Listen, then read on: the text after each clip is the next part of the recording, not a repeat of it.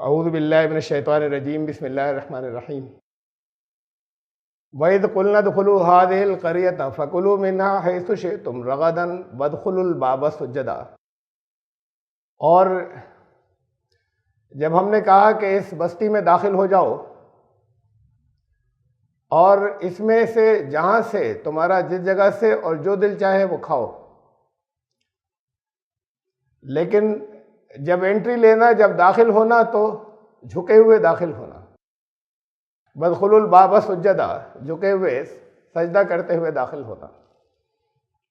सूरह नंबर 2 सूरह अल-बक़रा की आयत नंबर 58 का ये एक जुज़ था, हिस्सा, जहाँ से आज का दर्स शुरू हो रहा है। आपको याद होगा कि बनी इसराइल से खिताब चल रहा है काफ़ी दूर से, और मैंने ये बताया था कि अभी चलेगा काफ़ी दूर तक। उनको वो तमाम एहसानात याद दिलाए जा रहे हैं जो उन पर अल्लाह ने किए। वहाँ से, उस जगह से जहाँ से हज़रत मूसा अलैहिस्सलाम उनको लेकर निकले फ़िरौन की ग़ुलामी में से, और ख़ुद उन्होंने कैसी कैसी नाफरमानियाँ की और कैसी कैसी बगावतें की। उसका एक हिस्सा है, कुछ हिस्सा गुजर चुका। हमने जब कहा कि बस्ती में दाखिल हो जाओ और अब तुम्हें यही खाना पीना मिलेगा खूब, जहाँ से दिल चाहे खाना पीना, लेकिन सजदा करते हुए दाखिल होना। तो सजदे का मतलब वो नहीं है जो नमाज में आप सजदा करते हैं। रसूलुल्लाह सल्लल्लाहु अलैहि वसल्लम ने जब मक्का फतेह किया तो इस हालत में दाखिल हुए कि पेशानी ही नहीं बल्कि सीना भी जो है वो ऊंट की पीठ से लगा जा रहा था। तो कोई नमाज की नियत करके सजदा नहीं कर रहे थे, बल्कि अल्लाह के शुक्र और एहसान को याद करते हुए सर झुकाए हुए दाखिल हो रहे हैं। इसमें हमारी ताकत नहीं है कि आज हम 8 साल के अंदर ही अंदर इस जगह आ गए कि अब कोई मुकाबला यहाँ करने वाला नहीं, बल्कि अल्लाह ने इस जगह पहुँचाया। तो अल्लाह को याद रखते हुए, ये सजदे का मफहूम है कि दाखिल होना तो फिर अल्लाह को याद रखते हुए कि उसने तुम पर कितने एहसानात किए, और वहाँ रहते हुए भी इसे याद करना, याद रखना, और जिंदगी ऐसे गुजारना जो सर झुकाए हुए गुजरे। ये बस्ती क्या थी जिसके बारे में, यह कौन सी बस्ती थी? असल में तो जिस हिस्से को देने का वादा किया था, पुराना नाम है उसका कनान, वो जो आज का इसराइल है, जो अल्लाह ने उनसे वादा किया था कि ये हम तुम्हें देंगे, तुम्हारे लिए लिख दिया गया इसे। और फिर उससे उन्हें 40 साल के लिए दूर कर दिया गया दोबारा। उसमें, उस असल बस्ती में या असल उस हिस्से में जो इसराइल था, जो आज इसराइल है, जो कनान था, उसमें दाखिले से पहले भी कुछ आबादियां थीं, कुछ कौमें बस्ती थीं। तो आज जो जॉर्डन में है, मेरा अपना ख्याल ये है उस पूरे रूट को देखकर और इलाके को देखकर कि नक्शा उसका ये है कि आज जो जॉर्डन है, उर्दुन, उसके और इसराइल के बॉर्डर पर, इसराइल से पहले यहाँ छोटा सा उसका तज़किरा कई मरतबा आया है, डेड सी, जिसके करीब या जिसके किनारे वो बस्ती भी थी जो हज़रत लूत अलैहिस्सलाम की बस्ती थी। ये बीच में आपको जो थोड़ा सा पानी का टुकड़ा नजर आ रहा है ब्लू कलर का, ये डेड सी है, बहरे मुर्दार। इसी के करीब में, इसी से मिली हुई वो बस्ती थी जहाँ हज़रत लूत अलैहिस्सलाम की कौम रहती थी। इसी के किनारे ये मुआब जगह है, यहाँ पर जाकर उन्होंने इस जगह के बारे में, यहाँ पर उन्होंने एंट्री ली। तादाद बहुत बड़ी थी, लाखों की तादाद थी इनकी। कहीं 6 लाख का जिक्र आता है, कभी फिर कम हो गए थे, फिर बढ़ गए थे बने इसराइल की। मुआबी जो है इनका मुकाबला नहीं कर सके, और असल में इन्होंने कहा भी यही था, ये चाहते भी ये थे कि हमें सिर्फ गुजरने की परमिशन दे दी जाए, हमें पहुंचना है वहां उस इलाके के अंदर जो अल्लाह ने हमारे लिए रखा है। लेकिन फिर वो यहां रुके और बस गए और काफी अरसे रहे यहां मोआब में। बाइबल के मुताबिक, या बाइबल में वो हिस्सा जो तौरात कहलाता है, उसके मुताबिक हजरत मूसा अलैहिस्सलाम का इंतकाल भी यहीं हुआ, मोआब में। और हजरत मूसा अलैहिस्सलाम की वफात के बाद ये इसराइल में दाखिल हो सके। उसके कुछ अरसे के बाद उनके असिस्टेंट थे यूशा, उनके नाम से बाइबल में किताब है जोशुआ। फिर उनकी क़यादत में हजरत मूसा का भी इंतकाल हो गया था, हजरत हारून का भी इंतकाल हो चुका था। तब उनके वो सहरा में या डेजर्ट में 40 साल पूरे हुए थे। और फिर वो जो यूशा हैं, जो उनके असिस्टेंट थे हजरत मूसा अलैहिस्सलाम के, उनकी लीडरशिप या क़यादत में वो फिर ये इजराइल में बात को दाखिल हुए, या कनान जो उस वक्त कहलाता था। तो जो मैंने जितना देखा है नक्शे को और जितना गौर किया उस पूरे रूट पर जो बाइबल ने दिया है, क्योंकि कुरान ने जो मुख्तलिफ एहसानात याद दिलाए या मुख्तलिफ मौक़ों का जिक्र किया, कुरान ने पूरी तारीख बयान नहीं की है। अब वो तारीख सही है या गलत जो तौरात में है तरतीब से, लेकिन एक तरतीबवार तारीख है कि फिर कहाँ पहुंचे हो, फिर कहाँ हो, फिर कहाँ रहे हो, फिर क्या हुआ। तकरीबन ये सारे वाक़यात वहाँ बाइबल में है जिनका कुरान ने जिक्र किया। थोड़ी थोड़ी सी डिटेल्स की उसके अंदर तरमीम है या डिटेल्स की थोड़ी सी तब्दीली है, उसके साथ करीब ये वाक़यात सब हैं। तो कुरान ने तो मुख्तलिफ एहसानात बीच बीच में से याद दिलाए हैं। बयान करना पूरा उनके रूट को, या उनके जिसे उसे खुरूज कहते हैं, निर्गमन या एक्सोडस, के सारे बनी इसराइल वहां से निकले मिस्र से, और कहां कहां रहे और उनका रूट क्या रहा। तो जहां एक हिस्ट्री की शक्ल में बयान किया जा रहा हो, तारीख की शक्ल में, वहां तो वो तरतीबवार, वो हिस्ट्री सही है या गलत हमें नहीं मालूम, लेकिन वहां तो एक तरतीब से वो चलेंगे कि फिर कहां गए हो, फिर कहां गए हो, फिर क्या हुआ और फिर कहां गए। कुरान ने मुख्तलिफ मौक़ों पर उनकी जो नाफरमानियां थीं या बगावतें थीं, अल्लाह के जो उन पर एहसानात हुए, उनका तज़किरा किया है। तो उसमें कोई हिस्टोरिकल या क्रोनोलॉजिकल सीक्वेंस या तारीखी तरतीब नहीं है। तो इस बस्ती का जिक्र है जहां इसराइल में दाखिल होने से पहले पहुंचे थे, मोआब की बस्ती। ये मैं इसलिए कह रहा हूं कि इस बस्ती का जिक्र है कि यहीं पर यह हुआ कि आगे जो कुछ कुरान कह रहा है, वक़ूलू हित्ततुन नग़फ़िर लकुम ख़तायाकुम, और उनसे कहा यह गया कि सर झुकाए हुए दाखिल होना, अकड़ना मत, सर झुकाए रहना, अल्लाह के इताअत में रहना, और कहना हित्ततुन। अब इस पे तरह तरह की हमारी रिवायात हैं बहुत से, लेकिन ये लफ्ज जो है इसके हित्त बड़ी है और तो है, इसके जो असल माने हैं वो ये है कि किसी चीज का ऊपर से नीचे उतर जाना। तो ये कहते हुए दाखिल होना, इससे महसूस ये होता है कि ये कहा गया था कि अब हमारा सामान उतर जाए, अल्लाह से दुआ करते हुए, जो उनके सवारियों के ऊपर था, ऊंटों पर था या मुख्तलिफ और जानवरों पर लदा हुआ था, गधों पर, हमारा बोझ अब उतर जाए, हमारे सफर का वक्त पूरा हो गया, बोझ हल्का हो गया, और इसकी वजह से दिल में शुक्र के जज्बात पैदा हो कि अब अल्लाह ने हमें सुकून दिया। ये पूरा इसका मफहूम है। और इसमें इमाम रागिब ने ये लिखा है कि मतलब यह है कि मग़फ़िरत तलब करते हुए दाखिल होना, कि गुनाहों का बोझ अब हल्का हो जाए। बहरहाल मफहूम उसका भी वही बैठता है तकरीबन जाकर, नग़फ़िर लकुम ख़तायाकुम, तो हम तुम्हारी खताएं जो हैं फिर उनकी सजा नहीं देंगे, उन्हें कवर कर देंगे, ढक देंगे। तुम अगर इनकिसारी के साथ में, ह्यूमिलिटी के साथ में आओगे, अकड़ते हुए, और जैसे पहले बगावतें करते रहे, नाफरमानियां करते रहे, वो अगर नहीं करोगे तो वसनज़ीदुल मुहसिनीन। और फिर जो हुस्न काराना मोहसिन, जो हुस्न के साथ काम करे, जिसमें तवाज़ुन हो, बैलेंस हो, उसी को अच्छा कहते हैं।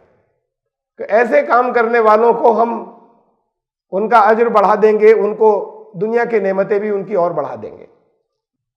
फबद्दलल्लज़ीना ज़लमू क़ौलन ग़ैरल्लज़ी क़ीला लहुम, उन जालिमों ने जो उनसे कहा गया था उसे बदल दिया, उस कौल को बदल दिया। फ़अंज़लना अलल्लज़ीना ज़लमू रिजज़म मिनस समाई बिमा कानू यफ़सक़ून, तो हमने फिर आसमान से उन जुल्म करने वालों पर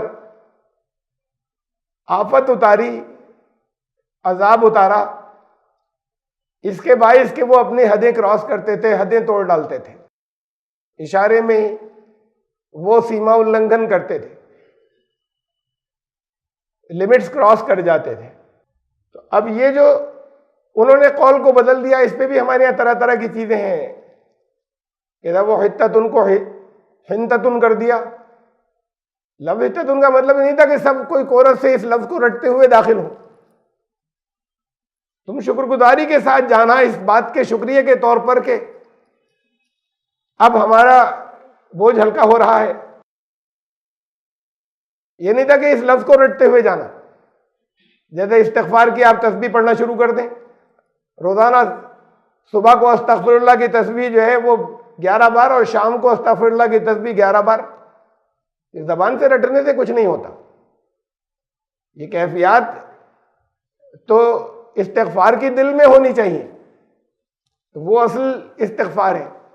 ज़बान से बहुत दफ़ा कह लें तो वो असल ये है, अल्लाह तौबा अल्लाह तौबा अल्लाह तौबा, ज़बान से चाहे जितनी दफ़ा कह दिया। तौबा वो है जो दिल के अंदर रिपेंटेंस या वो जज्बात पैदा हो दिल के अंदर, अपने अंदर क़ुलूब के अंदर ये चीज़ पैदा हो कि अब गलती हो गई, अब ये नहीं करेंगे। तो उन्होंने उसे बदल दिया का मतलब ये नहीं था कोई एक लफ्ज़ रटने को दिया था उसमें कोई चेंज कर दिया। हित्ततुन का उन्होंने हिंततुन कर दिया, फिर उसके कुछ माने बताए गए कि उसके मीनिंग ये थे, और फिर इसमें और भी बहुत सी रिवायत है कि ये कहा नहीं ये कहते थे, नहीं ये कहते थे। असल तो ये उनका रवैया बदल गया, वो उन्होंने नहीं किया, और उस रवैये की फिर अल्लाह ने सजा दी। तो ये हिस्सा बाइबल में, यहीं से मैंने इसी की वजह से इस जगह को प्लेस किया कि शायद ये इलाका होगा, कहीं नाम नहीं लिया गया है मोआब का, जहां वो ठहरे थे, इसलिए कि मोआब में भी गए थे। बाइबल में ये बुक ऑफ नंबर्स है, तौरात के अंदर चौथी किताब, 5 किताबों में से बुक ऑफ नंबर्स। इसमें ये कहा गया कि वो मोआब में जाकर इसराइली जो है वहां पर रहने लगे, मोआब के इलाके में। वहां मोआबी औरतों के साथ में उन्होंने बदकारी शुरू कर दी, और उनकी औरतें उन्हें दावत देती थी, लेकिन साथ में ये भी होती थी कि हमारे देवताओं पे चढ़ावा चढ़ाओ। उनका एक देवता था, उसका नाम था बाल फ़ऊर। उनकी एक वो जो लीडर था उसके क्लैन या उसके कबीले का नाम था। तो उसके बाल की उनके देवता की वो इबादत में शरीक होने लगे उन औरतों के चक्कर में, वो जब बुलाते थे तो। और खुदावंद का कहर उन पर भड़का, और जितने लोग वबा से मरे उनकी तादाद 24,000 थी, 24,000 वबा नाजिल हुई जिसमें 24,000 इसराइली मर गए। तो ये वबा का जिक्र है चूंकि यहां पर कि अजाब नाजिल हुआ, उन्होंने वो नहीं कहा जो उनसे कहा गया था। उनकी हरकतें वहां जाते ही वो हरकतें उनकी शुरू हो गई कि इतने अरसे अलग रहे थे, अब यहां आए तो यहां उन्होंने जाते ही, क्योंकि तादाद ज्यादा थी, ऐसा था कि इनका मुकाबला वो लोग नहीं कर सकते थे, तो वहां उन्होंने अय्याशियां शुरू कर दी। और साथ में ही फिर ये भी शुरू कर दिया उन औरतों के चक्कर में पड़ के वो अपने बुतखानों में बुलाती थी और वहां जाते थे तो फिर उनके देवता की पूजाएं भी कर लेते थे।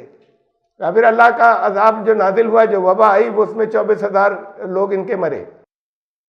तो चूंकि ये यहाँ पर एक वबा का तस्करा है और सजा का तस्करा है इस इलाके के अंदर, तो इसलिए मैं समझता हूँ कि शायद ये वो जगह थी जहाँ जिसके बारे में कुरान ने कहा कि यहाँ इताअत कबूल करते हुए दाखिल होना, लेकिन उन लोगों ने अपना रवैया बदल दिया, तो फिर अल्लाह ने उनके ऊपर अजाब भी नाजिल किया सजा के तौर पर, रिजदम मिनस समा।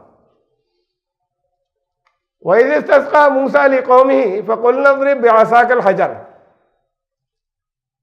फिर अब ये उसके कोई ज़रूरी नहीं कि बात का तस्करा हो। जैसे मैंने कहा कि कुरान ने जो सीक्वेंस ली है, ये मुख्तलिफ चीज़ें याद दिलाई हैं, वो कोई हिस्टोरिकल या क्रोनोलॉजिकल सीक्वेंस, वो तरतीब नहीं है तारीख़ी। फिर ये वाक़या पेश आया, फिर ये वाक़या, इसलिए कोई तारीख़ बयान नहीं हो रही। मुख्तलिफ जो अल्लाह के एहसानात उन पर हुए उनका रिमाइंडर है, और उन लोगों का जो रवैया था उनका रिमाइंडर है, तो उसमें कोई तारीख़ी तरतीब नहीं है। और फिर इसे भी याद करो कि जब मूसा अलैहिस्सलाम ने इज़ इस्तस्क़ा मूसा लिक़ौमी, अल्लाह से अपनी कौम के लिए पानी तलब किया, फ़क़ुलना इज़रिब बिअसाकल हजर, तो हमने कहा कि इस पत्थर के ऊपर ज़रब लगाओ, किसी चट्टान को। फ़नफ़जरत मिन्हु इस्नता अशरता आइना, उसमें से 12 चश्मे फूट निकले। बहुत बड़ी तादाद थी ना, जिनके 12 कबीले थे, तो 12 चश्मे फूटे कि अलग अलग कबीले जो हैं वो अपना अपना कद आलिमा कुल्लु अनासिम मशरबहुम, तो हर एक अपना अपना जो है वो हिस्सा अलग कर ले के एक एक चश्मा एक एक कबीले का, इनमें से हर जितने लोग थे उसमें से हर ग्रुप ने अपना घाट उसमें से पहचान लिया, जान लिया। इस पर भी हमारे यहाँ तफसीरों के अंदर जिस बहुत सी, मैं सबको नहीं कह रहा सारी तफसीरों, लेकिन कदीम या पुरानी जितनी हैं वो बड़ी ऑथेंटिक मानी जाती हैं। उसमें तरह तरह की ऐसी बातें हैं जो नाकाबिल यकीन। कहीं लिखा हुआ है कि एक पत्थर था जो बैल के सर के बराबर था, इतना बड़ा था, वो पत्थर साथ ही रहता था। उसी पत्थर पे अपनी लाठी मारते थे, उसमें चश्मे फूट जाते थे, फिर पत्थर पे लाठी मारते थे तो चश्मे रुक जाते थे, फिर आगे चल देते थे उसे बैल के ऊपर रख के। कहीं यह है कि वो 1 मीटर लंबा और 10 हाथ लंबा, 10 हाथ चौड़ा और 10 हाथ गहरा था पत्थर, लेकिन साथ ही लेके चला करते थे उसे। कहीं यह है कि वो पत्थर जो है वो था जो हजरत आदम से ये चला रहा था, ये पत्थर जन्नत से आया था जिस पर, कहीं नहीं, ये सारी बातें, वहाँ पथरीला इलाका था, पानी नहीं मिलता था, कहा चट्टान पर मारो तो पानी जारी हो गया, पानी जारी हो गया। सोते नहर बड़ी दूर तक अपने चल रही है, बहुत लंबे इलाके तक। तो फिर वो कहीं है कि वो हजरत जन्नत से आया था, हजरत आदम लाए थे, और फिर वो नबियों में ट्रांसफर होता रहा। बड़े एहतियात से वो पत्थर को रख रहे हैं सारे नबी कि इसमें से हजरत मूसा पानी निकालेंगे। अभी वो भी कभी कभी निकाल लेते, दूसरे नबी भी। तो ऐसा भी कुछ नहीं था, वो पत्थर चला आ रहा था ट्रांसफर होता हुआ। उनसे हजरत शुएब अलैहिस्सलाम को मिला। हजरत शुएब हजरत मूसा के ससुर थे, नहीं थे। हमारे यहाँ ये भी बहुत बड़े हिस्से के अंदर चली आ रही है। तो हजरत शुएब को मिला, हजरत शुएब से हजरत मूसा अलैहिस्सलाम को मिला, और ऐसे हुए पत्थर इनके पास पहुंचा और उनसे कहा गया कि इस पे लाठी मारो तो उसमें से पानी निकलने लगेगा, और फिर लाठी मारोगे तो रुक जाएगा वापस। ये भी बाज़ रिवायतें ये भी है इब्न कसीर में कि ये वो पत्थर था जिसकी रिवायत जो है वो बुखारी में आती है, बुखारी मुस्लिम में, कि एक नदी में या दरिया में या चश्मे के पानी में हजरत मूसा अलैहिस्सलाम नहा रहे थे, तो पत्थर कपड़े लेके भागा, कपड़े उतार के रख दिए थे पत्थर पे, पत्थर कपड़े लेके भाग लिया। हजरत मूसा पीछे पीछे दौड़े उसके, वो पत्थर पब्लिक में से गुजरा, हजरत मूसा पीछे पीछे पब्लिक में से भागते रहे उसके पीछे, नंगे बरहना बिल्कुल, और फिर आगे जाके वो पत्थर रुक गया। तो उन्होंने पत्थर पे कई लाठियां मारी सदा देने के लिए उसे। तो ये वो पत्थर था। तो अब एक ये भी है, अब इनमें से ये सब तरह तरह की चीजें चल रही है। यहाँ तो कुरान ने सिर्फ इतना बताया कि चूंकि उस इलाके में जहाँ चट्टानें थी, पानी नहीं होता था, पहाड़ी इलाका था, तो असल बात ये थोड़ी नहीं कोई खास पत्थर था जिसमें से पानी निकालना है। चश्मे तो पहाड़ी इलाकों के अंदर जारी हो जाते हैं, ऐसी ऐसी जगहों के ऊपर, स्ट्रीम्स, जहां दूर तक कहीं पानी नहीं है। उस पानी की सोर्स क्या होती है, कहां से आ रही होती है, उसका पता ही नहीं चलता। अंदर से अल्लाह का निज़ाम है, पानी चलता है और उन जगहों से फूट निकलता है कहीं से। उस वक्त उस जगह से पानी फूट निकला, और उस मौके पर, जिस मौके पर अल्लाह ने हजरत मूसा के लोगों को अल्लाह की कुदरत का यकीन रहे, और हजरत मूसा कि नबूवत का यकीन रहेगा कि यहाँ लाठी मारो उसमें से सोते निकलने थे, फूटने थे। अल्लाह ने उनको हुक्म दिया कि मारो, पानी फूटा वहां से, पानी को इसमें से थोड़ी निकल रहा है जो लेकर चल रहे हैं या जेब में लेके चल रहे हैं। पत्थर में पानी थोड़ी होता है, पानी तो आ रहा है उन जमीनों में, कहां कहां से आता है। ऐसे इलाकों में जहां अल्लाह चाहता है वहां सोते फूटते। कहा कि यहां ऐसा मारो उसमें से सोते फूटे। कुलू वशरबू में रिज़्क़िल्लाह वला तासौ फिल अर्ज़ि मुफ़सिदीन। और ये कहा गया खाओ पियो। उनके लिए वो खाना था मन और सलवा का, बहुत न्यूट्रिशियस डाइट थी, जो खास तौर से उस इलाके के अंदर रहने के लिए और बड़ी एनर्जेटिक और बहुत मुकव्वी, बहुत ग़िज़ा थी। खाओ अल्लाह की रोजी में से, मिन रिज़्क़िल्लाह, डायरेक्ट मिल रहा है ये रिस्क तुम्हें अल्लाह के पास, उसे रिज़्क़िल्लाह का।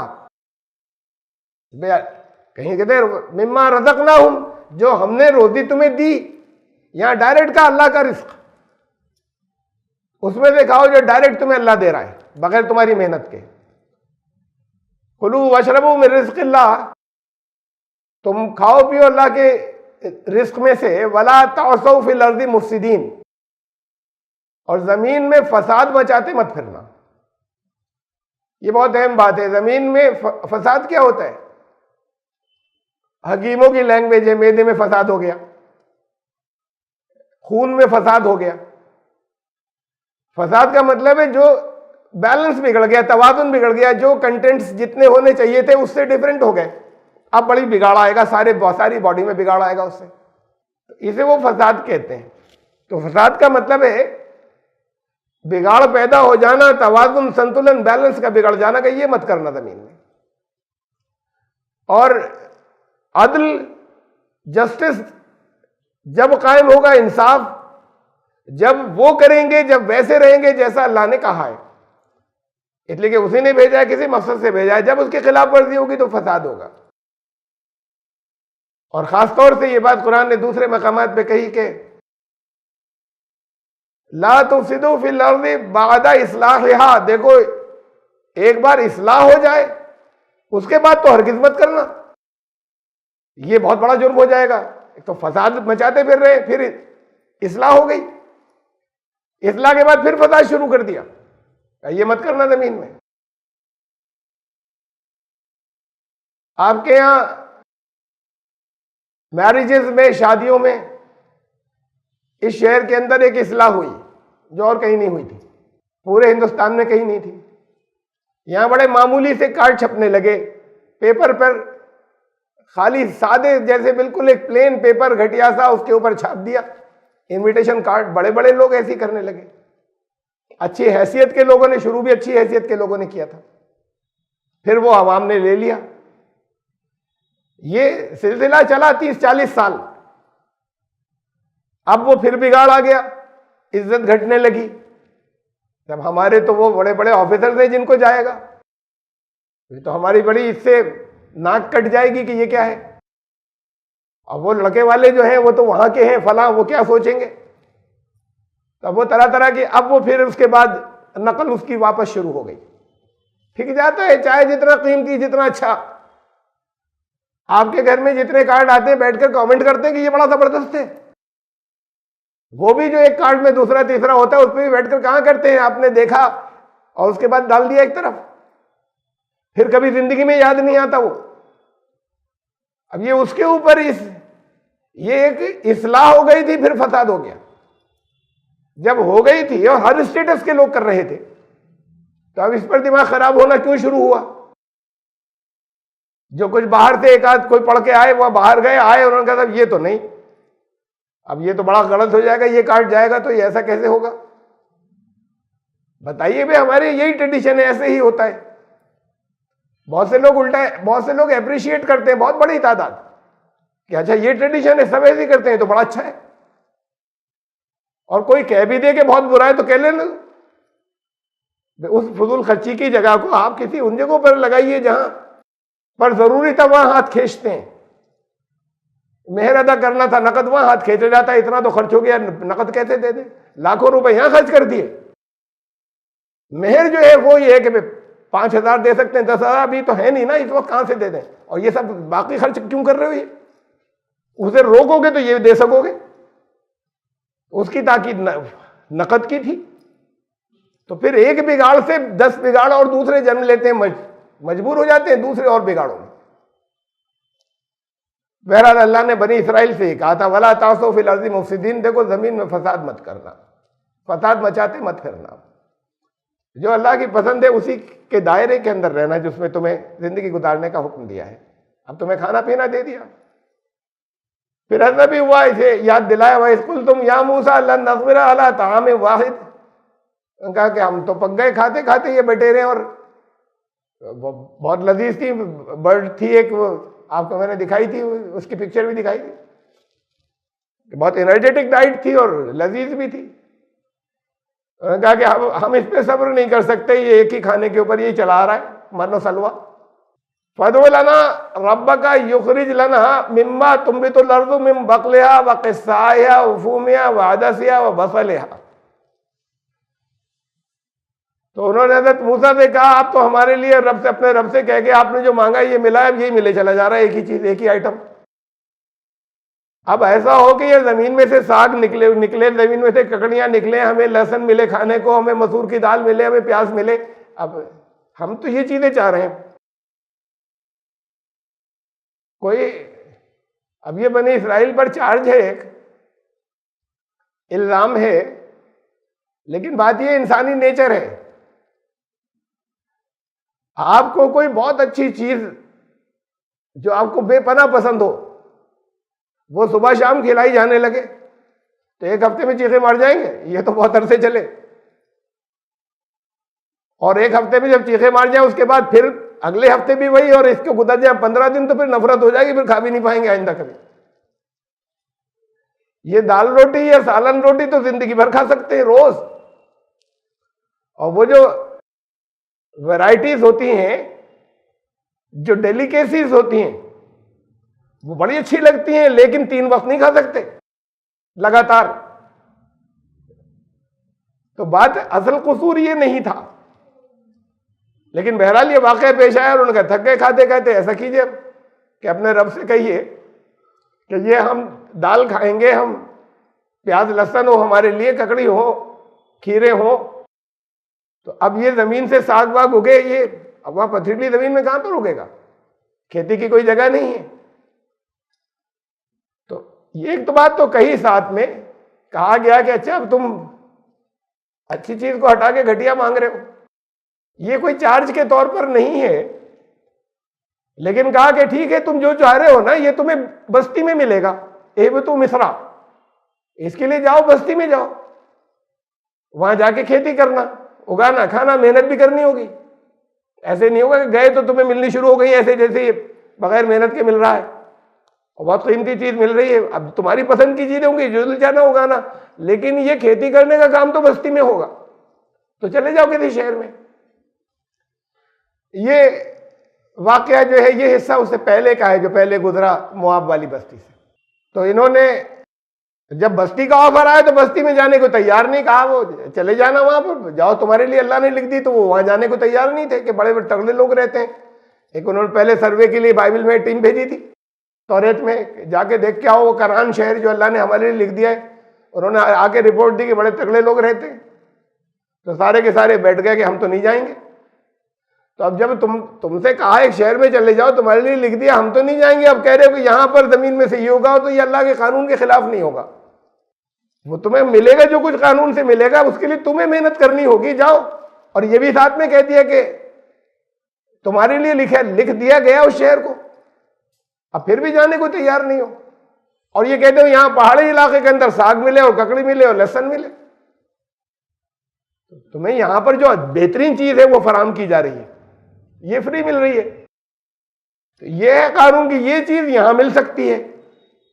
अल्लाह चाहे तो वहां पे साग दे सकता है, नहीं दे सकता। साग भी आसमान से बरसने लगे और लहसुन और प्याज भी आसमान से बरसने लगे, तो अल्लाह की कुदरत है, जो दिल चाहे कर दे। अल्लाह अपनी कुदरत का ऐसे इस्तेमाल नहीं करता। ये बात उसने बता दी वाज़ेह तौर पर कि कानून के खिलाफ कुछ नहीं होगा। यहां कुछ कानून हमने जारी कर दिए, तो वहां जब उनके साथ फजल अपना करना था, तो जो चीज वहां मिल सकती थी वो उनके लिए ढेरों दे दी। इतनी बड़ी तादाद में दे दी कि मिली चली जा रही, जो नेचुरल उनको नेचर से डायरेक्ट मिल सकती थी।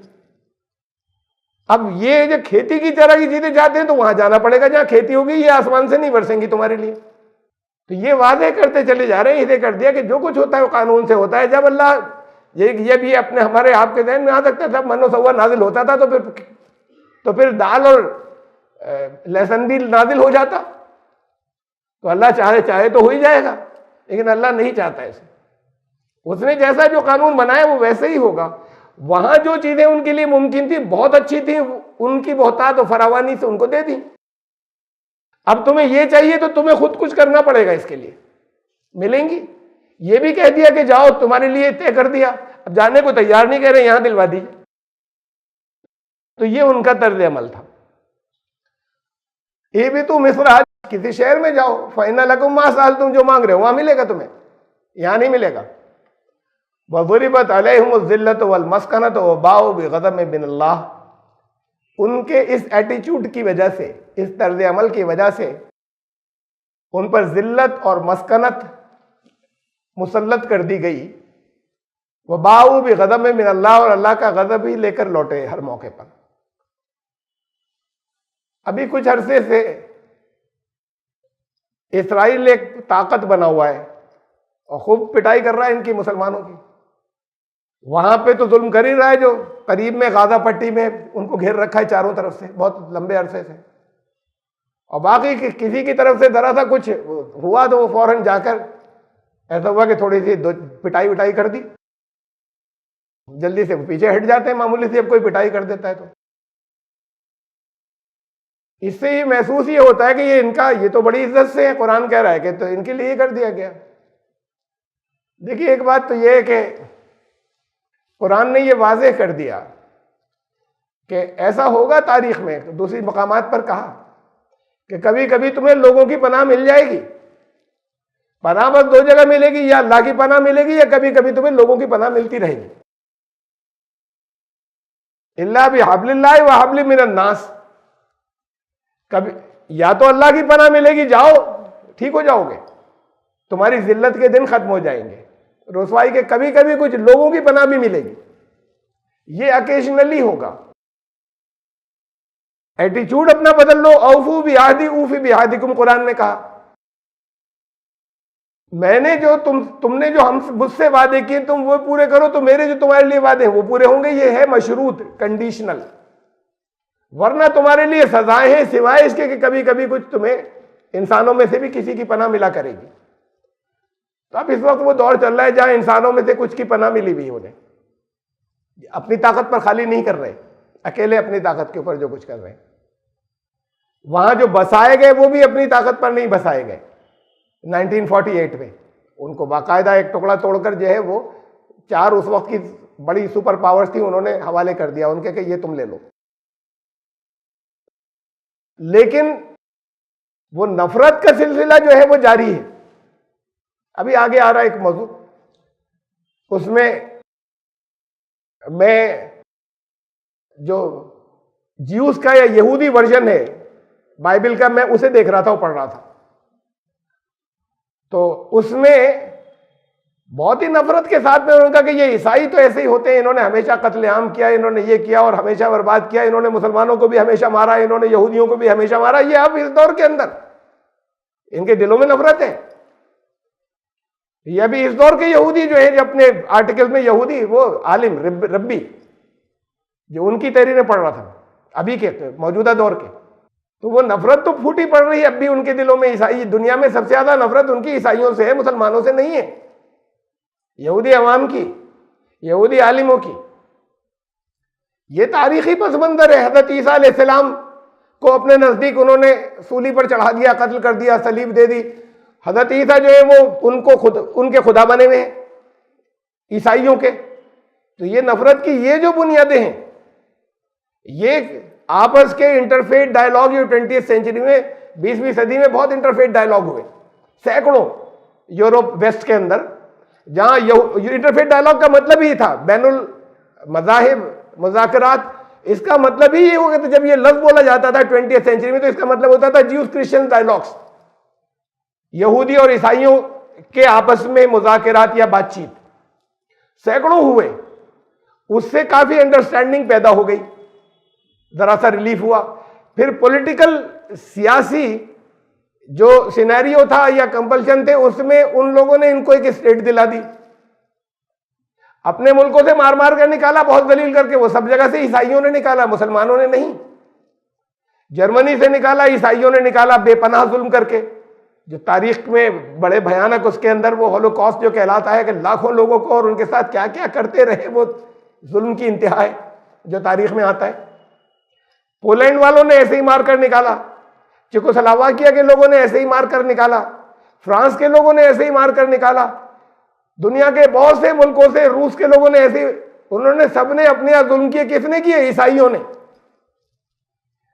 और तो ये ज्यादा पुरानी बात नहीं है, ये 100 साल पुरानी बात है।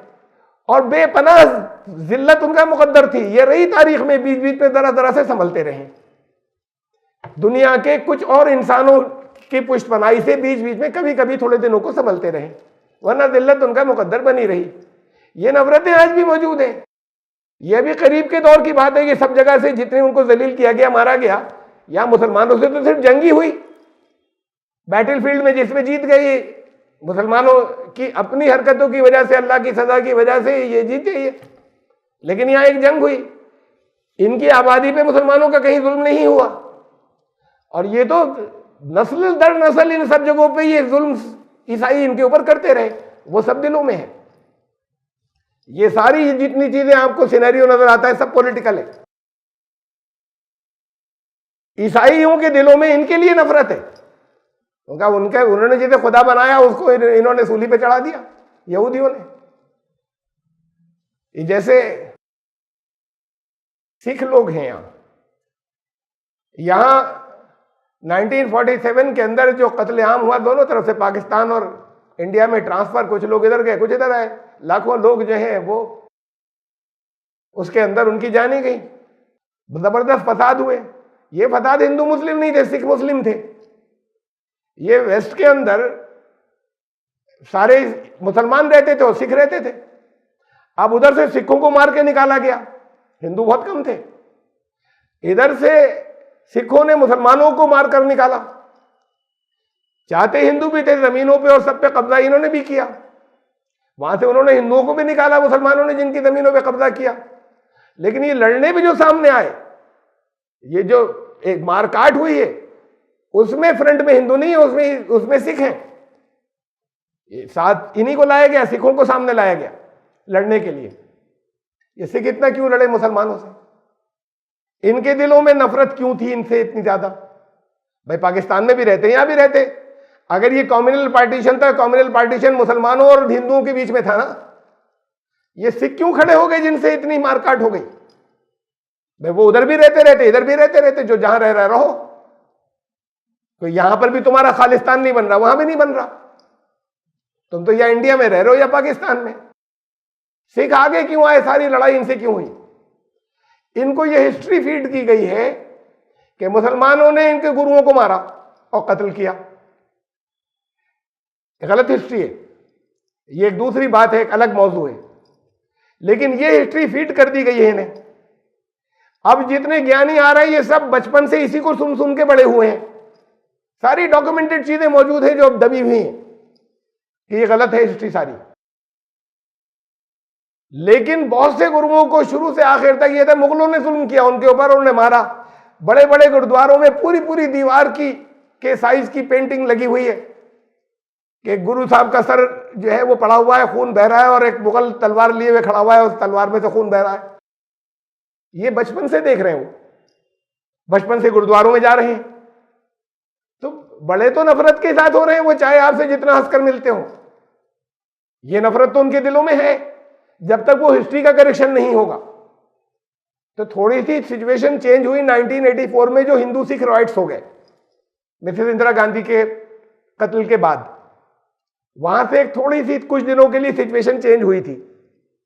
लेकिन ये नफरत दिल के अंदर है और बहुत फितरी है और नेचुरल है, उस गलत हिस्ट्री के फीड करने की वजह से जो उनको इस वक्त मालूम है।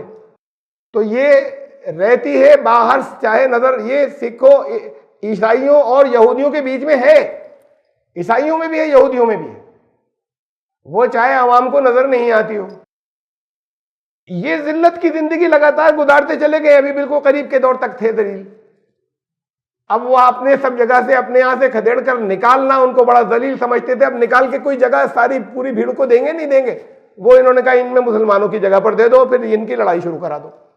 तो वो इनका टुकड़ा काटकर, चूंकि ब्रिटेन बरतानिया ही सब एक जिसे कहना चाहिए कि वो इतने बड़े इलाका था उस वक्त उनके पास, जिस पे कहते थे कि इनकी सल्तनत के अंदर, इनके एम्पायर के अंदर सूरज गुरूब नहीं होता, इतनी लंबी एम्पायर है, उसमें ये इलाका भी उन्हीं के पास था।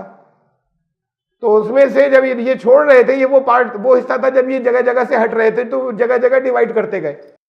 और यहां डिवाइड करने में ये क्या है उनका, ये सब हमारी मुसीबत आई भी, ये सब हमारे यहाँ जितने हैं इनको सबको यहाँ पे, ये आना भी यहाँ पे चाहते हैं सब, ये स्टेट इन्हें दे दो और सबको यहाँ बुला लो। तो वो ये सारा खेल उनका था। यहां तो खाली जंग की बात है, उससे वो नफरतें खत्म नहीं हो गई हैं। उनके जिल्लत, मस्कनत और अल्लाह का गजब, ये उनके तर्ज अमल का, कुरान कहता है कि जब जब ये अपना तर्ज अमल बदलेंगे ये खत्म हो जाएगी।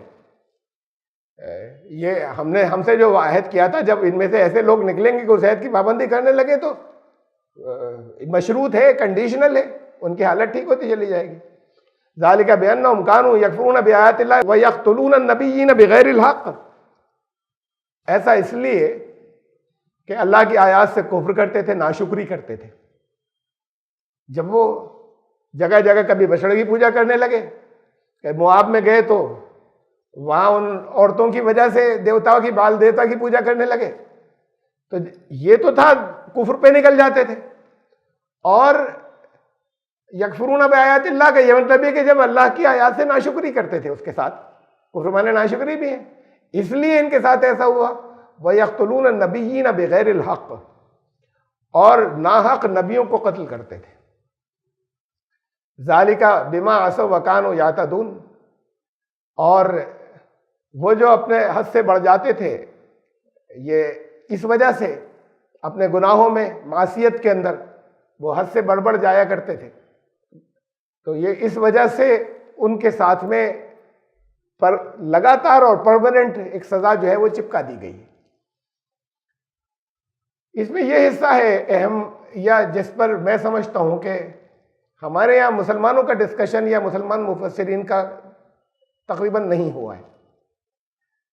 अंबिया को, नबियों को कत्ल करना, कुरान ने जितने अंबिया के नाम हमें बताए उतने अंबिया का कत्ल हमें नहीं मिल रहा यहूदियों के हाथों। कोई ऐसे होंगे जिनके नाम हमें नहीं बताए, हुआ होगा जब कुरान कह रहा है।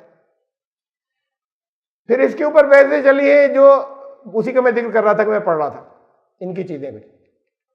तो यहूदी उनकी तनख के अंदर के, इनका जो ओल्ड टेस्टामेंट पार्ट है बाइबल का, वो हिस्सा जिसका शुरू के 5 किताबें तौरेत कहलाती हैं, ये ईसाइयों, इसे वो लोग कहते हैं ये ईसाइयों ने तौरेत लिखी है। इसकी कुछ बात चीजों को वो नहीं मानते, और बाज़ जगह जो इनकी तौरेत है वो तनख कहलाती है, वो बाज़ जगह इससे मुख्तलिफ है इन 5 किताबों से। फिर इनके पास उसकी तफसीर की किताबें हैं, तो वो और बहुत लंबा लिटरेचर है।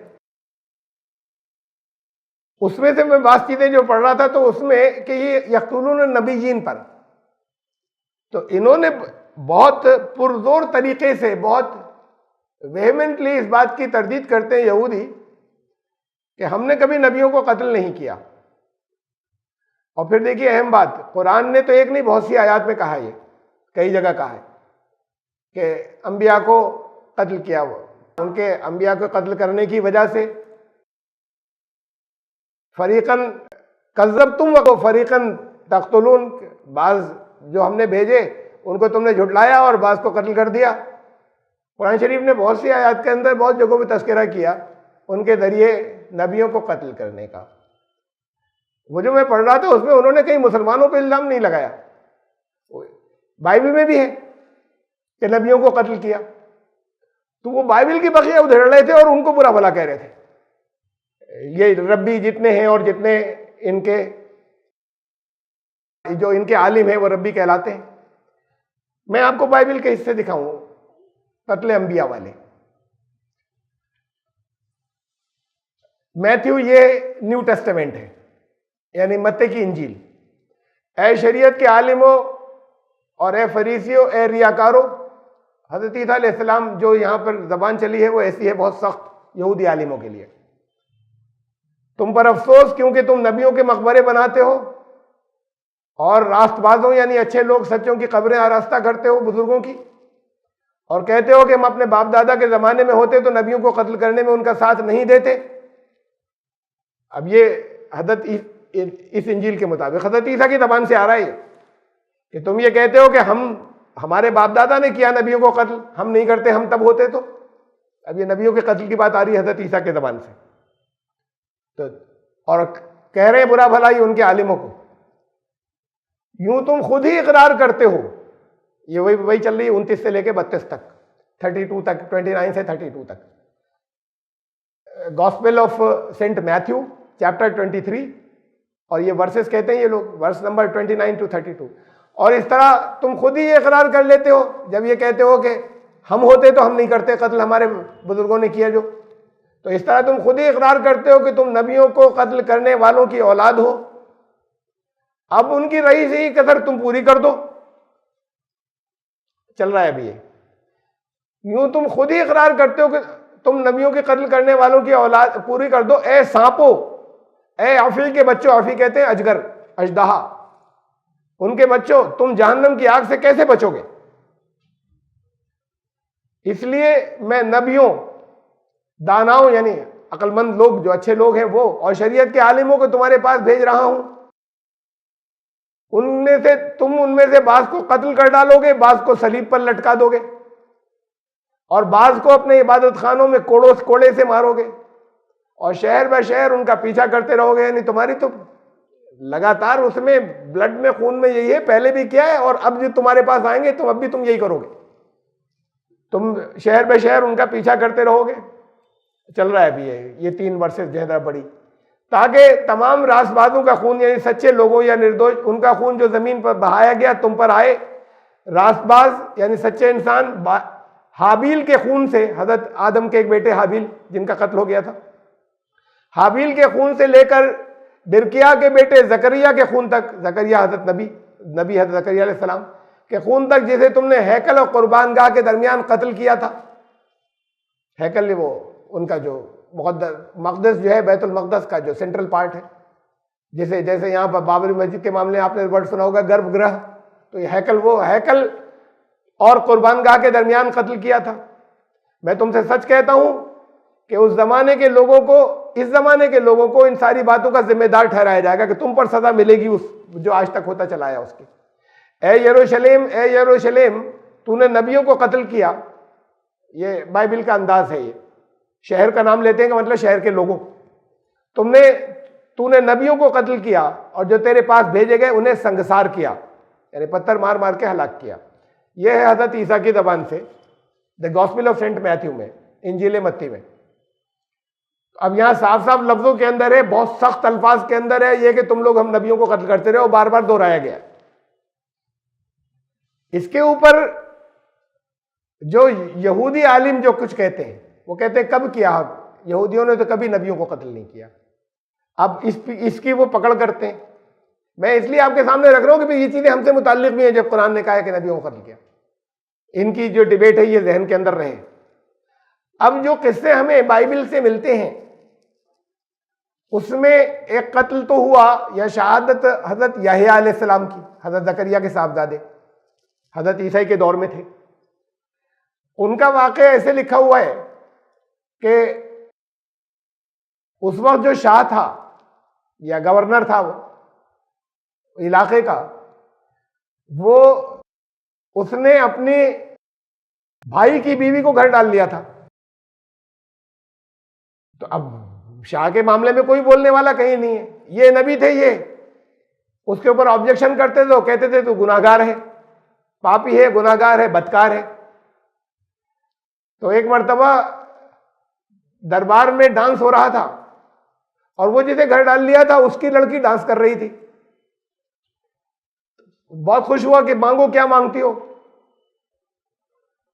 तो वो जिसे घर डाल लिया था उसकी लड़की डांस कर रही थी, उसने अपनी बेटी से कहा कि यहया अलैहिस्सलाम उनका सिर मांग लो। उसने कहा कि मुझे उनका सिर चाहिए। तो वो नहीं चाहता था, जानता था नेक आदमी है, अब ईमान वालों में से तो नहीं था। ये ग्रुप जो है ये रूमियों का, उस वक्त वो लोग, उन लोगों ने कबूल नहीं किया था हजरत ईसा को या उनसे पहले के नबियों को, लेकिन हुकूमत उन लोगों की थी, अक्सरियत यहूदियों की थी, अवाम की। तो उसको बड़ा दुख हुआ कि ये मांग लिया। लेकिन वो जैसे आपके यहाँ के, यहाँ हिंदुस्तान के कहानी किस्म होता कि वर मांग लिया तो वर देना है, जब वादा कर लिया था तो बहुत अफसोस तो उसे हुआ। लेकिन फिर उसने ये हुक्म दिया कि जाओ सर ले आओ। तो उनको शहीद कर दिया गया। उनका सर थाल में लाकर उसके सामने, उस औरत के सामने पेश किया गया, पहले बादशाह के सामने पेश किया गया। तो ये हजरत यहया अलैहिस्सलाम के बारे में तफसीलात हैं, बाइबल से मिलती हैं हमें। इनके वालिद हजरत ज़करिया अलैहिस्सलाम के बारे में कोई तफसील हमें नहीं मिलती कि उनको भी शहीद किया गया या कत्ल किया गया। लेकिन माना यह जाता है, इससे अलग उनकी तफसीरों में, ईसाइयों की तफसीरों के अंदर या हिकायतों में या कहानियों में है ये कि उनको भी शहीद किया गया, कत्ल किया गया। तो अब ये इन्होंने जो यहूदी रब्बी और आलिम हैं जिनके मैं अभी जिक्र कर रहा था, उन्होंने इनकी पकड़ की बड़ी डिटेल के साथ में उसको लिया है। उनका हजरत यहया अलैहिस्सलाम का कत्ल हुआ या शहीद किए गए, ठीक है। यहूदियों ने कब किया? कि वो तो जो मुशरिक बादशाह था उसने किया। इल्जाम इस पर क्यों आ रहा है यहूदियों पे? भाई उस दौर में हुआ जब यहूदी रियाया थी, उस दौर में हुआ जब यहूदियों की अक्सरियत थी, लेकिन ये इल्जाम उन पर क्यों आ रहा है? यहूदियों ने तो नहीं किया, वो तो मुशरिक कौम का शाह था, उसने अपनी अय्याशी में, ये उनके यहाँ की चीज थी, उसने हुक्म दिया, उनका कत्ल हुआ। हजरत ज़करिया के बारे में जो कुछ कहते हैं मैं अभी बताऊंगा। और हजरत, जहां तक उनका ताल्लुक है, हजरत, हाँ इसमें नाम आया बीच में, देखिए आपने ये बीच में गुजरा ही है कि रास्तबाज या सच्चे इंसान या निर्दोष इंसान, हाबिल के खून से लेकर हजरत आदम के 2 बेटे थे जिन्हें ना मालूम हो, मतलब बहुत से हुए, जिनमें एक बेटे ने दूसरे का कत्ल कर दिया। काबिल ने हाबिल का मर्डर कर दिया। तो उसमें वो जो ये नेक इंसान थे, तो ये दुनिया का पहला कत्ल था। तो उनका वहां से लेकर, और अब यह हजरत ईसा के दौर की बात है, हजरत यहया अलैहिस्सलाम उसी के दौर के, हजरत ज़करिया उसी वक्त के हैं, अजीज भी थे, रिश्तेदार भी। लेकर बिरकिया के बेटे, उनके ज़करिया अलैहिस्सलाम के वालिद का नाम बरकिया था, उनके बेटे ज़करिया के खून तक, जिसे तुमने हैकल और कुर्बानगाह के दरमियान कत्ल किया था, तो उनका ज़करिया के कत्ल की कोई किसी जगह पर कहीं कोई रिवायत नहीं है। ये यहूदी आलिमों ने कहा। एक बात इन्होंने यहां कह दी, लेकिन किसी हिस्ट्री के अंदर ओल्ड टेस्टामेंट कहीं पर नहीं है कि उनकी मौत कैसे हुई, किसने कत्ल किया और क्या वजह थी, कहीं नहीं लिखा हुआ है। उनका ये जो मत्ती की इंजील लिखी हुई है, मत्ती ने गढ़ दिया ये, और गढ़ के लिख दिया ये हजरत ईसा के नाम से। ये बिल्कुल गलत बात है, ये इनकी कंकॉक्टेड बात है, जितनी उसके अंदर मत्ती के इंजील के अंदर उन्होंने लिखी है, ये मत्ती ने जो कुछ लिखा है। और फिर उन्होंने इस पर पकड़ की कि हाबिल का खून, भाई ठीक है नेक आदमी था वो, यहूदी कहां थे उस वक्त? या आप तो ये बात के तब ये कहलवाया जा रहा है हजरत ईसा अलैहिस्सलाम से कि वहां से लेके यहां तक के सबके खून के तुम जिम्मेदार हो। उनका यहूदी थे कब? यहूदी तो हजरत याकूब अलैहिस्सलाम जो है वो हजरत, उनका लक़ब था इसराइल, वहां से बनी इसराइल चली। उनके जो 12 साहबजादे थे उनमें से एक यहूदा था, फिर वो लफ्ज यहूदी आया वहां से। यहूदी तो भी यहां से आ रहे हैं, हजरत याकूब के दौर के बाद से और हजरत इब्राहिम अलैहिस्सलाम की नस्ल से। उस हाबिल हजरत आदम के जमाने की बात हो रही है। तो ये सारे इल्जाम हमारे ऊपर कहां से कर दिए जाएंगे कि यहूदी कत्ल करते रहे? किस यहूदी ने कत्ल कर दिया उनको? वो जिसने कत्ल किया उनका भाई वो कोई यहूदी था? तो ये तो बिल्कुल सारी झूठी बातें मत्ती लिख रहा है, वो उनके नाम से, हजरत ईसा अलैहिस्सलाम के नाम से। और हजरत ज़करिया के खून का कहीं कोई तस्करा कहीं हिस्ट्री में नहीं है, बाइबल में कहीं नहीं है। ये भी एक झूठी बात गढ़ दी है।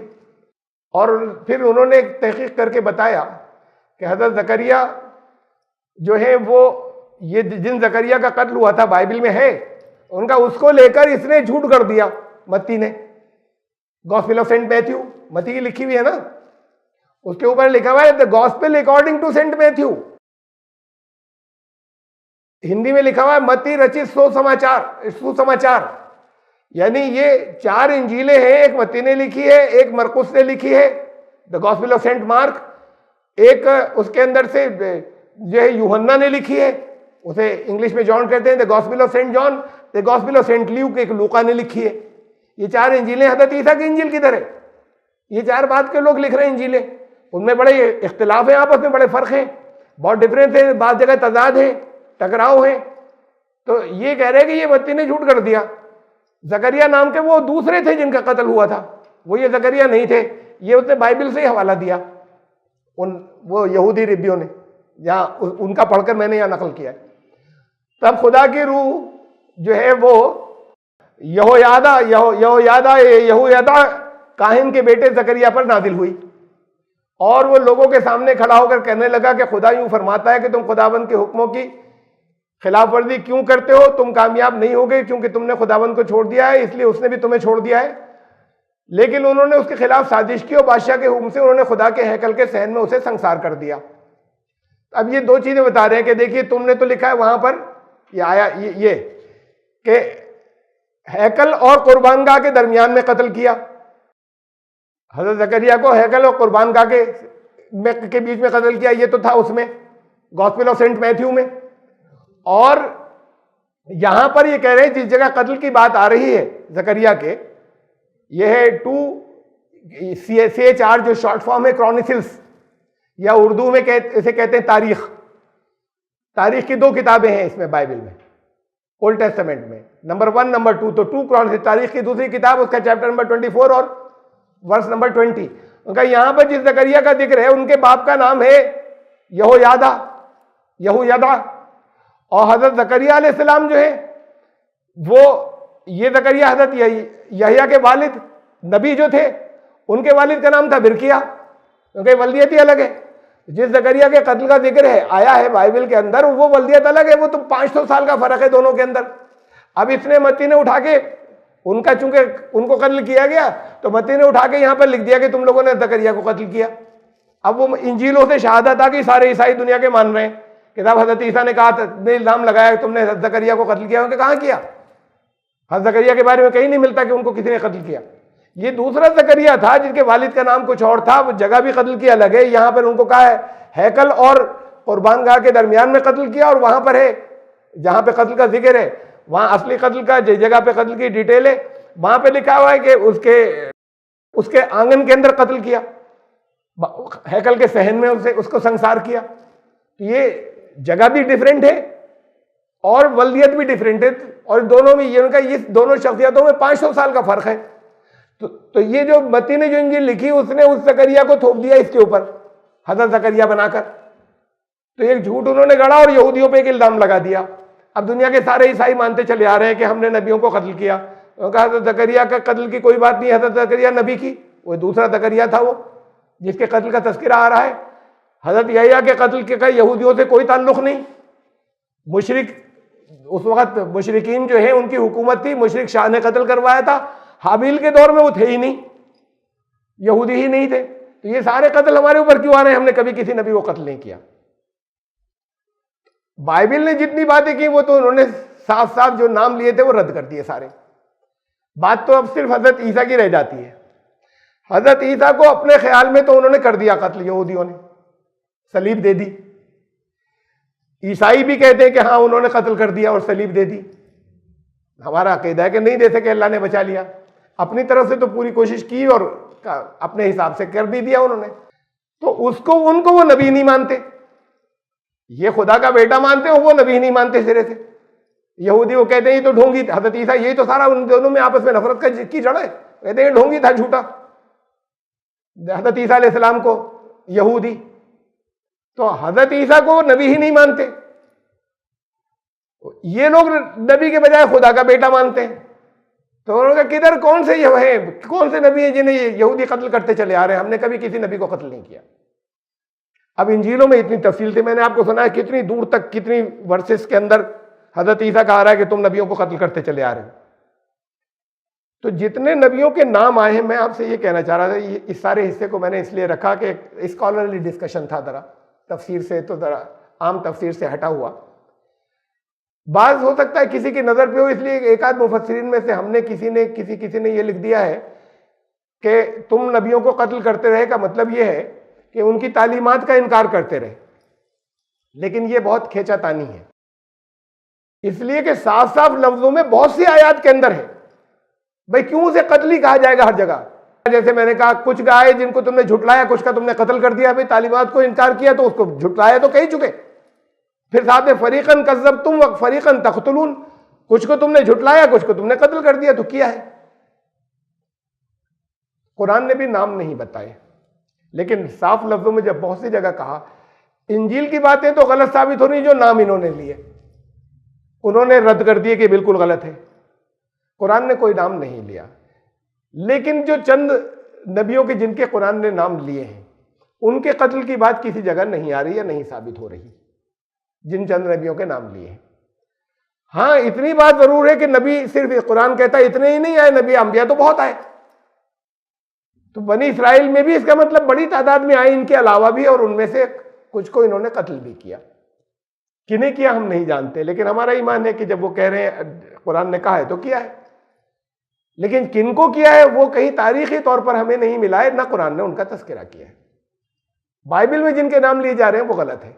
हाँ, इल्जाम बाइबल या हजरत ईसा अलैहिस्सलाम भी रख रहे हैं उनके ऊपर, बाइबल के न्यू टेस्टामेंट के अंदर, कि तुम नबियों को कत्ल करते रहे।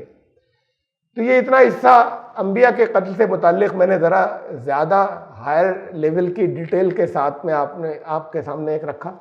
इस डिटेल के साथ में कहीं किसी जगह पहले नहीं आया, लेकिन बहरहाल ये लफ्ज़ कत्ल आया था, और इस पर चूंकि उन लोगों में आपस में डिस्कशन है, ईसाइयों और यहूदियों में, इसलिए मैंने आपके कान में डाला कि हमें मालूम होना चाहिए, हम किसी जगह इसमें कहीं इंजील का या बाइबल का हवाला नहीं दें।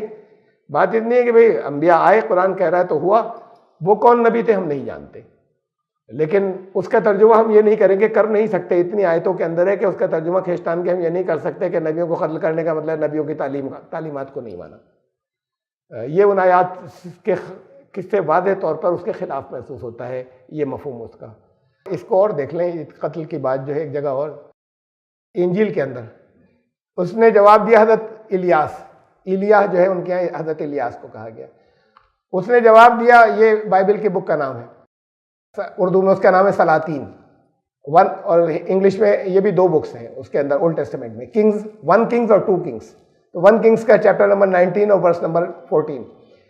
उसने जवाब दिया, यानी हज़रत इलियास ने, कि खुदावंद कादिर मुतलक, खुदा के लिए मुझे बड़ी गैरत आई, क्योंकि इसराइलियों ने तेरे अहद को तर्क कर दिया है, तेरे मज़बहों को ढा दिया है, तेरे नबियों को तलवार से कत्ल कर दिया। लफ्ज़ तलवार भी इन्होंने इस्तेमाल किया, इसका मतलब ये कि उसे हम तालीमात का इनकार की बात नहीं हो रही, साफ साफ बात बाइबल के अंदर सिर्फ मैं ही अकेला बचा हूं और अब वो मुझे भी कत्ल करने की कोशिश कर रहे हैं। तो ये जो है ये एक और रेफरेंस है बाइबल के अंदर, लेकिन इसमें नाम नहीं दिए कि किन को, बल्कि हज़रत इलियास ने कहा ये मेरे कत्ल के भी पीछे पड़े हुए हैं, और इससे पहले भी ये नबियों को कत्ल करते रहे। कौन थे हमें नहीं मालूम जिनको कत्ल किया, लेकिन वाज़ेह तौर पर बात कत्ल की कुरान भी कह रहा है, और वाज़ेह तौर पर बात कत्ल की हज़रत ईसा वाली बात से अलग, ये पार्ट तो ओल्ड टेस्टामेंट में है, ये बात न्यू टेस्टामेंट को तो यहूदी बिल्कुल नहीं मानते, कहते सब झूठी हैं, हज़रत ईसा ही को झूठा कहते थे। तो ये जो ये किताबें सारी बुक्स ओल्ड टेस्टामेंट की हैं जिसमें लिखा है कि तेरे नबियों को तलवार से कत्ल किया, हज़रत इलियास कह रहे हैं। तो ये वो हिस्सा है जिसको यहूदी भी मानते हैं, इसको वो अपने उसमें लाए नहीं डिस्कशन में कहीं, ये मैंने अलग से निकाली। ये तज़किरा तो ओल्ड टेस्टामेंट में भी चला आ रहा है कि नबियों को कत्ल किया, हज़रत इलियास की ज़बानी उसमें ओल्ड टेस्टामेंट के अंदर वो हिस्सा, यानी बाइबल का वो हिस्सा जिसे यहूदी भी मानते हैं। बहरहाल हम आयत नंबर 61 तक पहुँचे, और यह कत्ल अंबिया के ऊपर ज़रा डिस्कशन लंबा हो गया, ज़रा ज़्यादा स्कॉलरली भी था। ये आयत भी बहुत अहम है जो आ रही है, बहुत अहम आयत है, और इस पर अब उनकी बात नहीं हो रही कि ईसाइयों यहूदियों में क्या चला और उनमें तौरेत में क्या और तनख में क्या, तालमूद में क्या। यहाँ पर हमारे उलमा में इस पर बहुत डिस्कशन हुआ है, इस आयत पे जो आगे आ रही है, आयत नंबर 62। तो अगर ज़िंदगी रही तो फिर आयत नंबर 62 जो है, ये आयत नंबर 62 सूरह बकरा की, इंशाअल्लाह यहाँ से फिर हम शुरू करेंगे। सुभान रब्बिका रब्बिल इज्जति